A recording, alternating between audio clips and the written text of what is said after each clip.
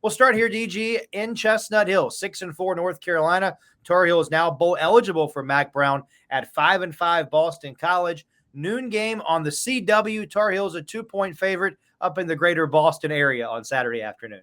Yeah, first, I'm going to give Carolina a lot of credit for turning its season around. The Tar Heels were 3-4 and had just lost 4 consecutive games when they had that open date in mid-October. So it is a credit to Mac Brown, his coaching staff, the team leaders like our recent David Glenn Show guest, J.J. Jones, the wide receiver, also the edge rusher, Kamen Rucker.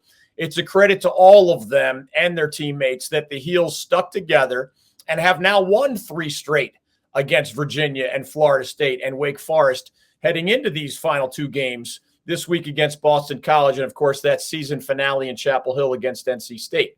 The keys to Carolina's season have been, number one, the absolutely sensational play of junior running back Omarion Hampton, who is number 2 nationally with 142 rushing yards per game and might be like a Heisman Trophy contender if it wasn't for that Boise State running back who's going to collect a lot of those awards. If not the Heisman, maybe the Doak Walker or whatever.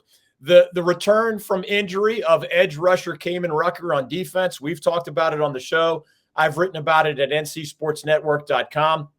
The Tar Heels numbers with and without Kamen Rucker offer a truly striking contrast, as much as you'll see about the impact of any single defensive player. And the gradual improvement really is the third issue in the positive sense for the Tar Heels. They're extremely inexperienced quarterback and extremely inexperienced offensive line. They've gotten better.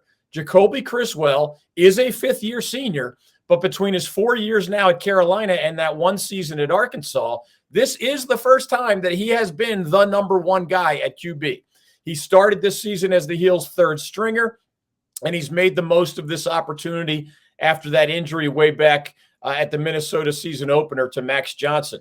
On the offensive line, their veteran guard, Willie Lampkin, is actually going to make some All-America teams this year, but the brand new guys around him, all first-time starters at the college level, are a lot better now than they were in September, and that's another thing that I think reflects well on the coaching staff and those players, because that inexperienced line could have been a season-long disaster, and it has not been.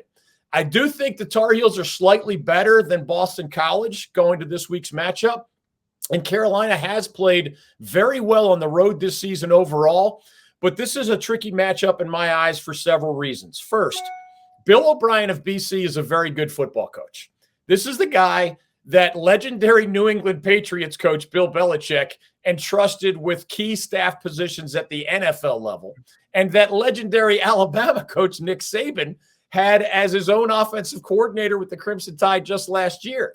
2 weeks ago, in maybe the Eagles' best game of the season, they just absolutely ran all over what I think is a pretty good Syracuse team in what became a 37-31 BC victory, with 2 different Boston College running backs going well over 100 yards rushing. Number 2, BC recently made a change at quarterback, which always scares defensive coordinators, perhaps including the Tar Heels' Jeff Collins. Thomas Castellanos was an incredible athlete for the Eagles under 2 different coaches these last couple of years, but he just could not execute what Bill O'Brien was looking for in the passing game. So he was recently demoted from the starting position, and he's already indicated in today's world he's headed into the transfer portal. It's only November. The new quarterback for the Eagles is Florida international transfer Grayson James, not an elite player and not much of a running threat, but he is a more capable passer and a better fit maybe for Bill O'Brien's offense in that regard. James was not great last week when the Eagles lost 38-28 at SMU, but you would expect him to improve with each passing week because he's finally getting those first-team repetitions in practice.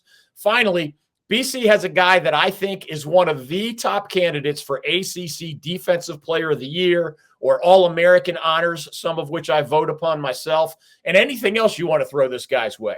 He's the defensive end, Donovan Ezaraku, and he is 4th in the country in sacks, just an absolute menace on the Boston College defense. And remember, he will be playing against a UNC team who's 2 offensive tackles. They use 3 sometimes in different rotations. But those guys have had trouble with elite pass rushers on other teams. So that'll be one of the keys for the Tar Heels to handle as they try to extend that impressive winning streak.